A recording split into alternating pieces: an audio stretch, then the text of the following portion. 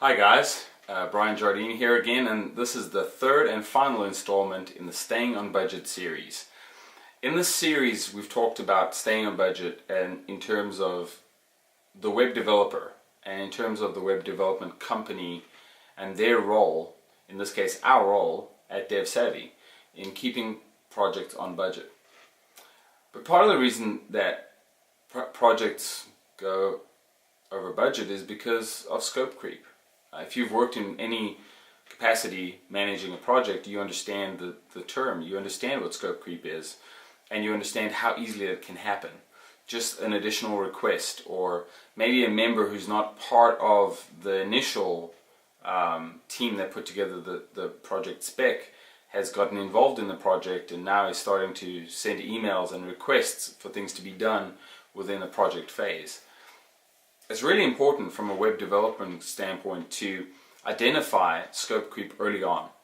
And at DevSavvy, what we do is we'll determine if a request is part of the scope, and instead of just going ahead and doing it and billing for it, we will just put up the red flag and say, hey guys, something's been requested, can we look at this? This is going to be additional time, this is not part of the original scope. Is this approved by the group? Is this approved by the client? Should we move forward with it? And that way there's no surprises at the end. The world is not perfect. We don't get all of these things right, but there's times where you can just take it on the chin and just eat those hours. But if there's a 30-hour request, or if there's a request that's 50 to 100 hours, you definitely want your web development team to put on the brakes and say, hey guys, we need to make sure this is approved before we move forward. So again, this ties to the second installment of communication pretty well. And it also ties to the first installment, because we talked about the final spec. We talked about getting the spec as accurate as possible in the beginning. But no project, especially projects that are 300 plus hours, are going to be perfect, especially from the beginning. And that's okay. That's why I say sometimes going over budget is okay. The client might come back and say, okay, we do want this calendar to email our recipients whenever a new event is added to it. And we didn't know we wanted that in the beginning, but now we do.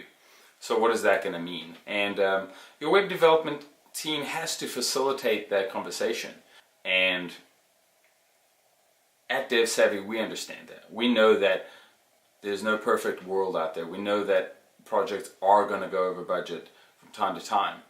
But we want that to be in the control and the decision of the client. We don't want that to be an inevitable result of poor planning, lack of communication, or even scope creep. So I hope you've enjoyed this series. We'll have more to come, and I hope that if you have any questions, you'll just hit us up at devsavvy.com, and I look forward to hearing from you. Thanks again.